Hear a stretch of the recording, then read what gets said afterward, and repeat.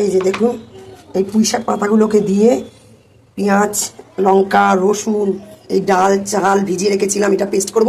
তার সাথে দেবো ওই মাছের ডিমের চটকে নিয়ে সব বড়া করব। মানে মাছের ডিমের সাথে দেবো পুঁইশাক পাতা, মুসুরির ডাল চাল ভিজিয়ে রেখেছিলাম, ওটা পেস্ট করব, করে দেবো। তার সাথে পেঁয়াজ, রসুন, লঙ্কা আর এই যে আদা জিরে ধনে পেস্ট করা আছে, ওর মধ্যে দিয়ে দেবো। এইবার এটাকে পেস্ট করে আনি, পেস্ট করে এনে দেখাচ্ছি। ডাল বেটে দেওয়া আছে, ডাল চাল বেটে দেওয়া হয়েছে, তার মধ্যে দিয়ে দিচ্ছি এই যে দেখুন পুঁইশাক পাতা, তার মধ্যে দিয়ে দিচ্ছি পেঁয়াজ, তারপর দিচ্ছি লঙ্কা কোচা, তারপর দিচ্ছি রসুন কোচা, তারপর দিচ্ছি আদা জিরে ধনে বাটা দেওয়া হয়ে গেছে।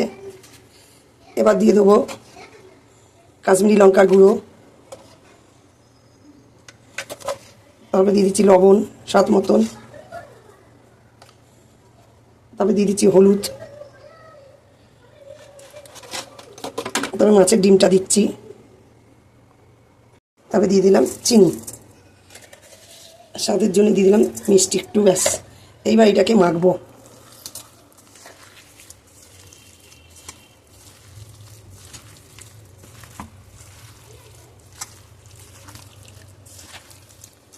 তারপরে আপনাদের আমি দেখাচ্ছি, বড়া ভাজবো যখন তখন দেখাবো। আবার মাখা হয়ে গেছে দেখুন, মেখে কমপ্লিট করে দেওয়া হচ্ছে,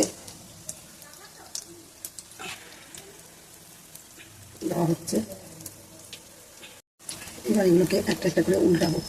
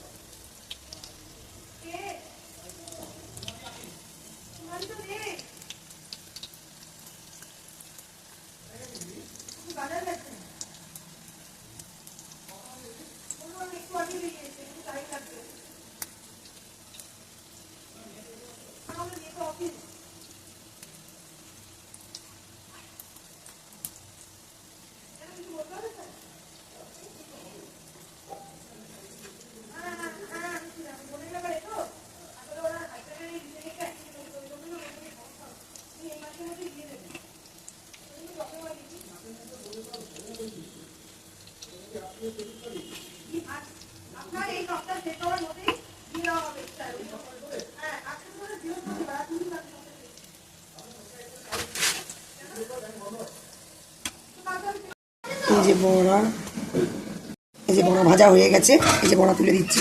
দেখুন খুব সুন্দর করে বড়াগুলো ভেজেছি, একদম সিমে দিয়ে, বেশি জোরে আঁচটা দিইনি। আঁচটা জোরে বেশি দিলে পুড়ে যাবে, এটা ঠিক ভালো হবে না। ভেতরে কাঁচা থাকবে আর ওপরে লাল হয়ে যাবে, পুড়ে যাবে, মানে ভেতরে কাঁচা থাকবে। বাপ্প হয়ে গেছে, নামিয়ে দেবো, খেতে পারবে না। তার জন্য সিমে দিয়ে আস্তে আস্তে বড়াটাকে ভাজছি। আমার ভাজা হয়ে গেছে। আপনারা কে কোথা থেকে দেখছেন আপনারা আমাকে কমেন্ট করে জানাবেন। কারা পুঁইশাক পাতা দিয়ে মাছের ডিমে বড়া খেয়েছে তারা আমাকে কমেন্ট করে জানাবেন। আর আমার পাশে থাকবেন, আমাকে বেশি বেশি করে শেয়ার করবেন, লাইক করবেন। আর এই যে আমার নাতনি দেখুন, আমি রান্না করছি, দাদা দেখাচ্ছি।